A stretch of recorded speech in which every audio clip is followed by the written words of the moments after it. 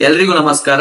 ಇವತ್ತಿನ ವಿಡಿಯೋದಲ್ಲಿ 10ನೇ ತರಗತಿಯ ವಿಜ್ಞಾನ ವಿಷಯದ ವಿದ್ಯುತ್ ಶಕ್ತಿ ಎಂಬ ಪಾಠದ ಅಥವಾ ಅಧ್ಯಾಯದ ಅತಿ ಪ್ರಮುಖ ಪ್ರಶ್ನೆ ಉತ್ತರಗಳನ್ನ ಈ ವಿಡಿಯೋದಲ್ಲಿ ತಿಳಿಸ್ಕೊಡ್ತೀನಿ ನೋಡ್ರಿ.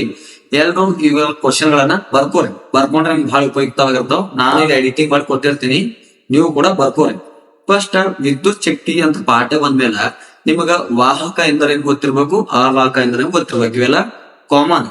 ಇನ್ನು ಮೋಸ್ಟ್ ಇಂಪಾರ್ಟೆಂಟ್ ಕ್ವಶನ್ ಯಾವ್ಯಾವಪ್ಪ ಅಂದ್ರ, ಮೊದಲನೇದು ವಿದ್ಯುತ್ ಪ್ರವಾಹ ಎಂದರೇನು ಬರ್ಕೋರಿ. ವಿದ್ಯುತ್ ಪ್ರವಾಹ ಎಂದರೇನು, ವಿದ್ಯುತ್ ಪ್ರವಾಹದ ಅಂತಾರಾಷ್ಟ್ರೀಯ ಏಕಮಾನ ಯಾವುದು, ನೆಕ್ಸ್ಟ್ ವಿದ್ಯುತ್ ಪ್ರವಾಹನ ಅಳೆಯುವಂತ ಮಾಪನ ಯಾವುದು. ಓಕೆನಾ?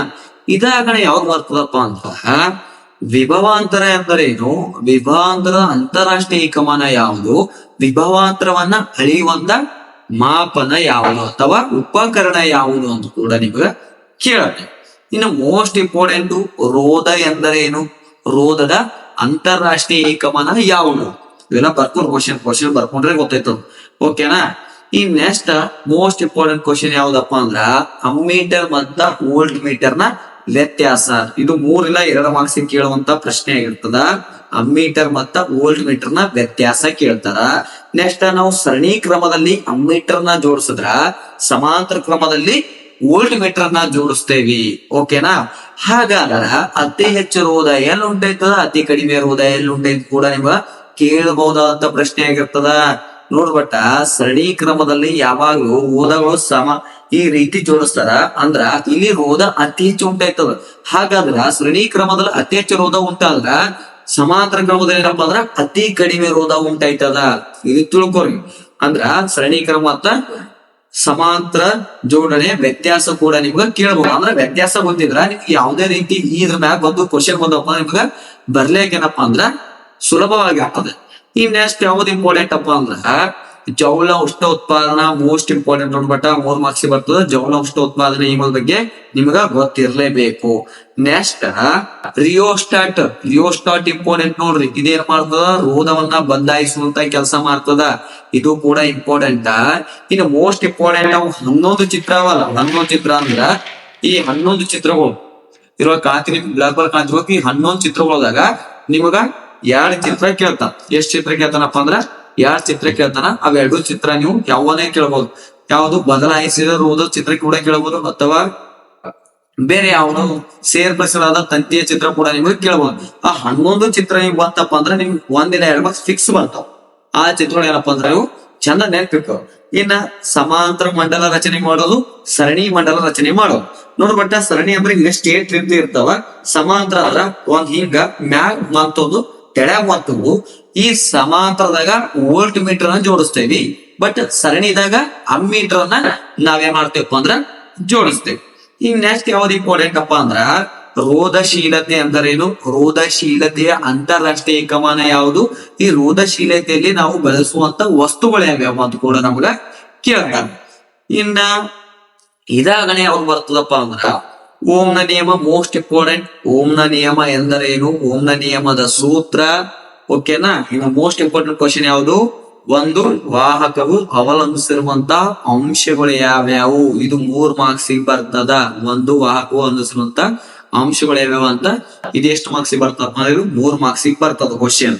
ಇನ್ನ ವಿದ್ಯುತ್ ಪ್ರವಾಹದ ಉಷ್ಣೋತ್ಪಾದನಾ ಪರಿಣಾಮಗಳು ಅಥವಾ ಪರಿಣಾಮದಿಂದ ಆಗುವಂತ ಉಪಯೋಗಗಳು ಯಾವ್ಯಾವ ಅಂತ ಕೂಡ ನಿಮ್ಗ ಕೇಳಬಹುದು. ಇದಾಗ ಮೋಸ್ಟ್ ವಾಂಟೆಡ್ ಕ್ವಶನ್ ಯಾವ್ದಪ್ಪ ಅಂದ್ರ ಕೇಳ್ತಾರೆ, ವಿದ್ಯುತ್ ಆವೇಶದ ಅಂತಾರಾಷ್ಟ್ರೀಯ ಏಕಮಾನ ಯಾವುದು, ವಿದ್ಯುತ್ ಪ್ರವಾಹದ ಅಂತಾರಾಷ್ಟ್ರೀಯ ಏಕಮಾನ ಯಾವುದು, ಅಳೆಯುವಂತ ಉಪಕರಣ ಯಾವುದು. ಓಕೆ. ಇನ್ನ ವಿಭವಾಂತರ ಎಂದರೇನು, ವಿಭವಾಂತರ ಅಂತಾರಾಷ್ಟ್ರೀಯ ಏಕಮಾನ ಯಾವುದು, ಅಳೆಯುವಂತ ಮಾಪನ ಯಾವುದು. ಈ 3ದಾಗಿ ಒಂದು ಕ್ವಶನ್ ಫಿಕ್ಸ್ ಕೇಳ್ತಾನ. ಕೇಳಿಲ್ಲ ಅಂದ್ರೆ ಕಂಡೀಷನ್ ಆಗಿ ಕೇಳ್ತೀನಿ, ಈ 3 ಮಗೆ ಒಂದು ಕ್ವಶನ್ ಪಕ್ಕಾ ಕೇಳ್ತಾನ. ಓಕೆನಾ? ಇದ್ರ ಮೇಲೆ ಮತ್ತೊಂದು ಇಂಪಾರ್ಟೆಂಟ್ ಕ್ವಶನ್ ಯಾವ್ದಪ್ಪ ಅಂದ್ರ, ನಾವು ಗೃಹ ಬಳಕೆ ಮಂಡಲದಲ್ಲಿ ಯಾವಾಗ್ಲೂ ಸಮಾಂತರವಾಗಿ ರೋಧಗಳನ್ನ ಜೋಡಿಸ್ತೇವಿ, ಸರಣಿ ಕ್ರಮದಲ್ಲಿ ಜೋಡಿಸುವುದಿಲ್ಲ ಏಕೆ ಅಂತ ಪ್ರಶ್ನೆ ಪಕ್ಕ ಬರ್ತಾ ಇದೆ. ಇಂಪಾರ್ಟೆಂಟ್ ಕ್ವಶನ್ ಏನ್ ಕೇಳ್ತಾನ, ನಾವು ಗೃಹ ಬಳಕೆ ವಿದ್ಯುತ್ ಮಂಡಲಗಳನ್ನ ಸಮಾಂತರವಾಗಿ ಜೋಡಿಸ್ತೇವಿ, ಸರಣಿಯಾಗಿ ಜೋಡಿಸುವುದಿಲ್ಲ ಏಕೆ. ಯಾಕೆ ಜೋಡಿಸಲ್ಲಪ್ಪ ಅಂದ್ರ ನಮಗ ಸಮಾಂತರ ಕ್ರಮದಲ್ಲಿ ರೋಧ ಕಡಿಮೆ ಉಂಟಾಯ್ತದ. ಬಟ್ ಮತ್ ಇನ್ನೊಂದು ಇಂಪಾರ್ಟೆಂಟ್ ಯಾವ್ದಪ್ಪ ಅಂದ್ರೆ ಇಲ್ಲಿ ವಿಭಿನ್ನ ರೀತಿಯ ವಿದ್ಯುತ್ ಪ್ರವಾಹ ಹರಿತಾ ಇರ್ತಾವ. ಒಂದ್ರೊಳಗ 5 ಆಂಪಿಯರ್ ಕರೆಂಟ್ ಹೋದ್ರ ಹತ್ತೋಯ್ತದ.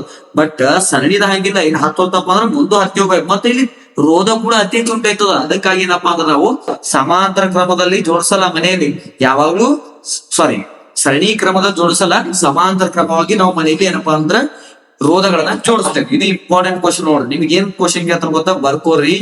ಯಾವಾಗ್ಲೂ ಮನೆಯಲ್ಲಿ ಸಮಾಂತರವಾಗಿ ಜೋಡಿಸುತ್ತೇವೆ, ಸರಣಿ ಕ್ರಮದಲ್ಲಿ ರೋಧಗಳನ್ನ ಜೋಡಿಸುತ್ತಿಲ್ಲ ಏಕೆ ಅಂತ ಕ್ವಶನ್ ಕೇಳ್ತಾರ. ಇದು ಕೂಡ ನೀವು ಬರ್ಕೋ. ಇನ್ನು ಇದ್ರ ಮೇಲೆ ಯಾವ್ದು ಇಂಪಾರ್ಟೆಂಟ್ ಅಪ್ಪ ಅಂದ್ರ, ಈಗ ಬಲ್ಬ್ ಬಗ್ಗೆ ಕೇಳ್ತಾರ. ಬಲ್ಬ್ ಬಗ್ಗೆ ಏನು, ಬಲ್ಬ್ ನಲ್ಲಿ ಬಳಸುವಂತಹ ತಂತಿ ಯಾವ್ದು ಟಂಗ್ಸ್ಟನ್ ಅನ್ನು ಬಳಸ್ತೀವಿ. ಆ ಟಂಗ್ಸ್ಟನ್ ಅನ್ನೇ ಯಾಕೆ ಬಳಸ್ತೀವಿ, ಅದರಲ್ಲಿ ಇರುವಂತಹ ಗುಣಲಕ್ಷಣಗಳು ಯಾವ್ಯಾವ ಅಂತ ಕೂಡ ನೀವು ಕೇಳ್ಬೋದು. ಅದ್ರ ಬಗ್ಗೆ ಬರೀ ಅದ್ರ ಬಗ್ಗೆ ಪಾಠನೆ ಮಾಡ್ಬೇಕಾಗ್ತದೆ ಫುಲ್ ಹೇಳ್ಬೇಕಾದ್ರ. ಇದಾಯ್ತಾ ಟಂಗ್ಸ್ಟನ್ ಆಗೋಣ. ಈ ಟಂಗ್ಸ್ಟನ್ ಸಾರಿ ಆ ಬಲ್ಬ್ ನಲ್ಲಿ ಇರುವಂತಹ ಅನಿಲಗಳು ಇರ್ತಾವಲ್ಲ ಎರಡು, ಆ ಅನಿಲಗಳನ್ನ ಹೆಸರಿಸಿ ಅಂತ ಕೂಡ ನಿಮ್ಗ ಕೇಳಬಹುದು. ಇನ್ನ ವಿದ್ಯುತ್ ಪ್ರವಾಹದ ಸೂತ್ರ ನೆನಪಿಕೋರಿ, ವಿಭವಾಂತರ ಸೂತ್ರ ನೆನಪಿಕೋರಿ, ಓಮ್ನ ನಿಯಮದ ಸೂತ್ರ ನೆನಪಿಕೋರಿ. ಈ ಸೂತ್ರಗಳು ನೆನಪಿದಪ್ಪ ಅಂದ್ರೆ ನಿಮಗ ಲೆಕ್ಕ ಮಾಡಬಾರ್ದು. ಈ ಪಾಠದಾಗಿ 3 ಮಾರ್ಕ್ಸಿಗೆ ಲೆಕ್ಕ ಪಕ್ಕ ಕೇಳ್ತಾನೆ ಅಂದ್ರೆ ಕೇಳ್ತಾನೆ. ಕೇಳಿದ ನಂತರ ಬಂದ್ ಕೇಳ್ರಿ ಯಾಕೆ ಕೇಳಿಲ್ಲ ಪಕ್ಕ ನಾ ಹೇಳ್ತೀನಿ. ಈ ಪಾಠದಾಗ 3 ಮಾರ್ಕ್ಸಿಗೆ ಒಂದ್ ಲೆಕ್ಕ ಇರ್ತದ. ಆ ಲೆಕ್ಕಗಳೇನಪ್ಪ ಅಂದ್ರೆ ಆಲ್ರೆಡಿ ಒಂದ್ ವಿಡಿಯೋ ಮಾಡೀನಿ. ಆ ವಿಡಿಯೋ ನಿಮ್ಗೆ ಡಿಸ್ಕ್ರಿಪ್ಷನ್ ಬಾಕ್ಸ್ ನ ಕೊಟ್ಟಿರ್ತೀನಿ. ಹೋಗಿ ಆ ಡಿಸ್ಕ್ರಿಪ್ಷನ್ ಬಾಕ್ಸ್ ನ ಕ್ಲಿಕ್ ಮಾಡಿ ಆ ವಿಡಿಯೋ ನೋಡಿ. ಅಲ್ಲಿ ಕೂಡ ನಿಮಗೆ 3 ಮಾರ್ಕ್ಸ್ ಬರುವಂತ ಚಾನ್ಸ್ ಇರ್ತದ. ಇನ್ನು ಮೊದಲನೇ ಪಾಠದ ಯಾವ್ದು ರಾಸಾಯನಿಕ ಕ್ರಿಯೆ ಮತ್ತು ಸಮೀಕರಣ ಫುಲ್ಲು ಚಾಪ್ಟರ್ ಇಂಪಾರ್ಟೆಂಟ್ ಯಾವ್ಯಾವ ಮತ್ತೆ ಏನೇನೋ ಅಷ್ಟು ಮಾಡಿ ಆ ವಿಡಿಯೋವನ್ನು ಮಾಡೀನಿ. ಆ ವಿಡಿಯೋ ಕೂಡ ಡಿಸ್ಕ್ರಿಪ್ಷನ್ ಬಾಕ್ಸ್ ಕೊಟ್ಟಿರ್ತೀನಿ. ಹೋಗಿ ಆ ವಿಡಿಯೋ ಯಾರೇ ನೋಡಿಲ್ಲ ಹೋಗಿ ಆ ವಿಡಿಯೋ ನೋಡ್ರಿ. ಇನ್ನು ಮೋಸ್ಟ್ ಇಂಪಾರ್ಟೆಂಟ್ ಕೊನಿ ಬರೋದಂತ ಯಾವ್ದಪ್ಪ ಅಂದ್ರ ವಿದ್ಯುತ್ ಸಾಮರ್ಥ್ಯ. ವಿದ್ಯುತ್ ಸಾಮರ್ಥ್ಯದ ಅಂತಾರಾಷ್ಟ್ರೀಯ ಏಕಮಾನ ಯಾವ, ಈ ರೀತಿಯಲ್ಲಿ ಕೂಡ ನಿಮಗೆ ಕ್ವಶನ್ ಬರ್ತಾವ ನೋಡ್ರಿ. ವಿದ್ಯುತ್ ಸಾಮರ್ಥ್ಯ ಅಂದ್ರೇನು, ವಿದ್ಯುತ್ ಸಾಮರ್ಥ್ಯ ಅಂತಾರಾಷ್ಟ್ರೀಯ ಏಕಮಾನ. ನೆಕ್ಸ್ಟ್ ಉಷ್ಣೋತ್ಪಾದನ ಪರಿಣಾಮ ಅಂತ ಬಂತಲ್ಲ ಅಂದ್ರ ಹೆಚ್ ಇಸ್ ಈಕ್ವಲ್ ಟು ಸೂತ್ರ ಗೊತ್ತಿರ್ಬೇಕು ನಿಮಗ, ಐ ಇಸ್ ಈಕ್ವಲ್ ಟು ಸೂತ್ರ ಗೊತ್ತಿರ್ಬೇಕು, ವಿ ಇಸ್ ಈಕ್ವಲ್ ಟು ಗೊತ್ತಿರ್ಬೇಕು. ಇನ್ನ ಲೆಕ್ಕಗಳು ಬರ್ಬೇಕಂದ್ರ ಸೇಮ್ ಸರಣಿ ಸೂತ್ರ ಗೊತ್ತಿರ್ಬೇಕು. R S is equal to R1 plus R2 plus R3 ನೋಡ್ಮಟ. ನೆಕ್ಸ್ಟ್ ಸಮಾಂತರ ಅಂದ್ರೆ 1/RB is equal to 1/R1 plus 1/R2 ಅಂತ ಇರ್ಬೇಕು. ಸೂತ್ರಗಳು ಅವ ಸೂತ್ರ ಯಾರಿಗ್ ಬರ್ತಾವ ಅವ್ರಿಗೆ ಮಾತ್ರ ಲೆಕ್ಕ ಮಾಡ್ಲಾ ಬರ್ತಾವ. ಆ ಲೆಕ್ಕಗಳು ಡಿಸ್ಕ್ರಿಪ್ಷನ್ ಬಾಕ್ಸ್ ನ ಕೊಟ್ಟಿನಿ, ಹೋಗಿ ನೋಡ್ಬೋದು. ಇದೇನಪ್ಪಾ ಅಂದ್ರ ಇದಿಷ್ಟೇನಪ್ಪಾ ಅಂದ್ರ ವಿದ್ಯುತ್ ಶಕ್ತಿ ಪಾಠದ ಅತಿ ಪ್ರಮುಖ ಪ್ರಶ್ನೋತ್ತರಗಳಾಗಿದ್ದು. ನೀವೇನ್ ಮಾಡ್ತೀರಪ್ಪ ಅಂದ್ರೆ ನೋಟ್ಸ್ ಮಾಡ್ಕೊಂಡು ಈ ಪ್ರಶ್ನೆಗಳನ್ನ ನೀವೇನ್ ಮಾಡ್ತೀರಪ್ಪ ಅಂದ್ರ ಪ್ರಾಕ್ಟೀಸ್ ಮಾಡಿ. ಈ ಪ್ರಾಕ್ಟೀಸ್ ಮಾಡಿದ್ರಪ್ಪ ಅಂದ್ರ ಪ್ರಾಕ್ಟೀಸ್ ಮೇಕ್ ಪರ್ಫೆಕ್ಟ್. ಎಷ್ಟು ಪ್ರಾಕ್ಟೀಸ್ ಮಾಡ್ತೀರ ಅಷ್ಟು ನೀವು ಪರ್ಫೆಕ್ಟ್ ಐತ್ರಿ. ಇಲ್ಲಿಂದ ಏನಪ್ಪ ಅಂದ್ರೆ ನಿಮಗ ನಾ ಇಷ್ಟ ಹೇಳಿನಲ್ಲ, ಇಷ್ಟ್ರಾಗಿ ಮಿನಿಮಮ್ 10 ಮಾರ್ಕ್ಸ್ ಪಕ್ಕ ಬರ್ತಾವ. 10 ಇಲ್ಲ 8 ಮಾರ್ಕ್ಸ್ ಬರ್ತಾವ. 8 ಮಾರ್ಕ್ಸ್ ಬರ್ಲೇಬೇಕು. ಬರ್ತಾವಂದ್ರು ಬರ್ತಾವ. ನಾ ಏನ್ ಹೇಳಿದಲ್ಲ ಅಷ್ಟ್ರಾಗಿ ನಿಮಗ 8 ಮಾರ್ಕ್ಸ್ ಪಕ್ಕ ಬರ್ತಾವ. ಬಂದಿಲ್ಲ ಅಂದ್ರೆ ನನ್ನ ಚಾನಲ್ ಅನ್ಸಬ್ಸ್ಕ್ರೈಬ್ ಮಾಡ ಆಯ್ತಾ. ಸಬ್ಸ್ಕ್ರೈಬ್ ಮಾಡ್ಕೋರಿ ಈಗ. ಬಂದಿಲ್ಲಪ್ಪ ಅಂದ್ರೆ ಅನ್ಸಬ್ಸ್ಕ್ರೈಬ್ ಮಾಡ ಆಯ್ತಾ. ನಿಮ್ಗೆ ಏನಾದ್ರು ವಿಡಿಯೋ ಉಪಯೋಗ ಅನಿಸ್ತಪ್ಪ ಅಂದ್ರ ಚಾನಲ್ ಆದಷ್ಟು ಸಬ್ಸ್ಕ್ರೈಬ್ ಮಾಡ್ಕೊಂಡು ನಿಮ್ಮ ಸ್ನೇಹಿತರು ಕೂಡ ಶೇರ್ ಮಾಡ್ರಿ. ನಮ್ಮ ಇನ್ಸ್ಟಾಗ್ರಾಮ್ ಕೂಡ ನಿಮ್ಗೆ ಡಿಸ್ಕ್ರಿಪ್ಷನ್ ಬಾಕ್ಸ್ ಕೊಟ್ಟಿರ್ತೀನಿ. ಹೋಗಿ ಇನ್ಸ್ಟಾಗ್ರಾಮ್ ಚಾನಲ್ ಕೂಡ ನೀವು ಏನ್ಬೋದಪ್ಪ ಅಂದ್ರೆ ಫಾಲೋ ಮಾಡ್ಕೋಬಹುದು. ಅಲ್ಲಿ ಏನಾದ್ರು ನೋಟ್ಸ್ ಬೇಕಿತ್ತಂದ್ರೆ ಮೆಸೇಜ್ ಮಾಡ್ರಿ, ನೋಟ್ಸ್ ಹಾಕ್ರಿ. ವಿಡಿಯೋ ಕೊನೆಯವರು ನೋಡಿದಕ್ಕ ಧನ್ಯವಾದಗಳು.